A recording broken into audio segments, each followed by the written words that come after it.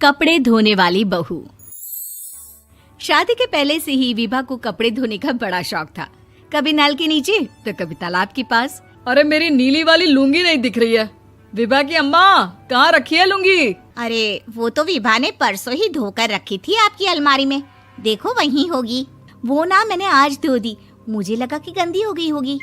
अरे कैसे गंदी हो गई थी? उसे तो मैंने पहना भी नहीं। हे भगवान, इस लड़की के कपड़े धोने की आदत से परेशान हो गया हूँ मैं।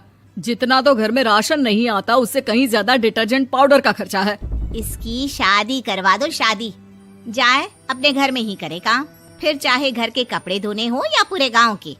हाँ ठीक बोल रही हूँ, देखता हूँ मैं कोई लड़का। वो दिन भी आ जाता है जब विभा को देखने लड़के वाले आ जाते हैं। लड़की मुझे अच्छी लगी। होने वाली सास कहती है, बेटी अगर कुछ पूछना है तो पूछ लो। वैसे तो हमारी लड़की बहुत ही शर्मीली है, जो बोल दो वो मान लेती है, इसे क्या पूछना होगा।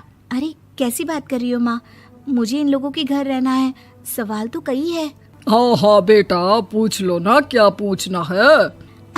आप लोगों के घर कपड़े कौन धोता है? सास का मुंह बन जाता है। देखो, अगर तुम ये कहना चाहती हो कि तुम्हें कपड़े धोने नहीं आते तो सुन लो, कपड़े मैं ही धोती हूँ, लेकिन तुम्हारे आ जाने के बाद मैं रुमाल तक नहीं धोऊंगी। अरे चुप रहना भाग्यवान, बहू बेचारी घर आई नहीं, उसे डराना शुरू कर दिया।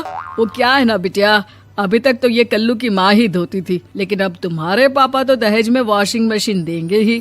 तभी विभा की माँ बोल पड़ती है, सवाल भी पूछा तो क्या। वैसे भाई साहब, मशीन की तो फिर भी कपड़े धोने की कैपेसिटी होती है। मतलब जो बिटिया दे रहे हैं ना विभा, इसे कपड़े धोने का बहुत शौक है। ये आप लोगों के क्या, आस पड़ोस गांव मोहल्ले सबके कपड़े धो दे और उफ तक ना करे। बाहर देखा नहीं आपने कितने कपड़े सूख रहे हैं? सब हमारी बिटिया ने ही तो धोए हैं। बस भी करो ना माँ, शर्म आ रही इतनी तारीफ सुनकर। और तो और एक दाग निकाल कर दिखाओ तो मान जाओ। हाँ अच्छा अच्छा, माफ करना बेटा, मैंने गलत समझा। हमें तो रिश्ता बहुत पसंद है। और ऐसे जुड़ जाता है रिश्ता कपड़े धोने का शौक रखने वाली विभा का। उसकी शादी हो जाती है कोयला फैक्ट्री में काम करने वाले कल्लू के साथ। शादी के बाद अचानक विभा चिल्लाती हुई सास के पास आती है। सासू माँ, अरे सासू माँ कहाँ है आप?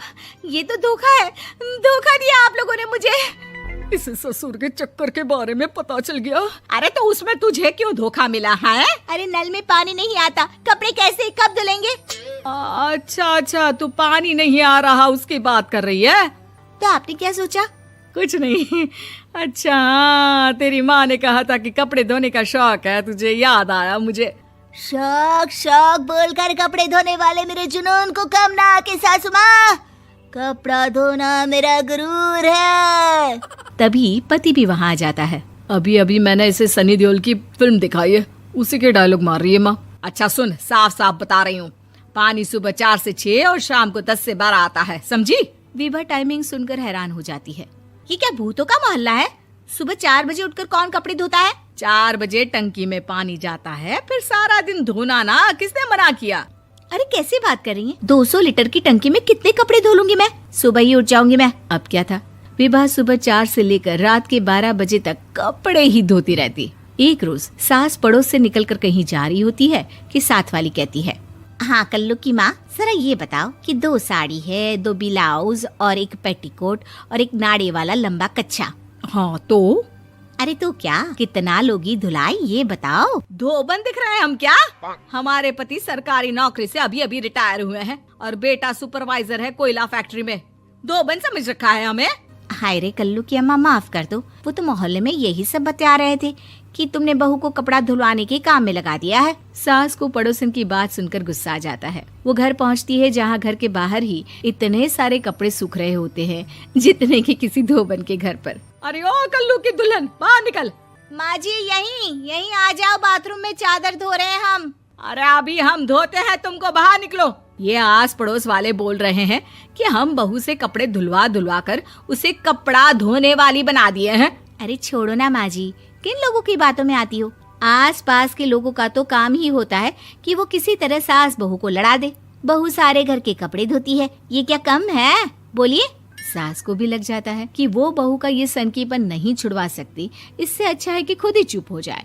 एक रोज सास और बहू मंदिर जाते हैं, जहाँ सास की साड़ी वहाँ खड़ी भीख मांगने वाली से मिलती है। माँ जी क्या बात है, आपकी साड़ी उस भिखारन से कितनी मिल रही है ना? हाँ हाँ देखो तो, दोनों की साड़ी मिल रही है। क्या बात है कल्लू की अम्मा, तुम खुद को तो अफसर की बीवी बताती हो और ऐसी सिंपल सी प्लेन साड़ी पहनकर घूमती हो। सिंपल और प्लेन नहीं है ये साड़ी। तो क्या सोने के धागे से फूल बने हैं?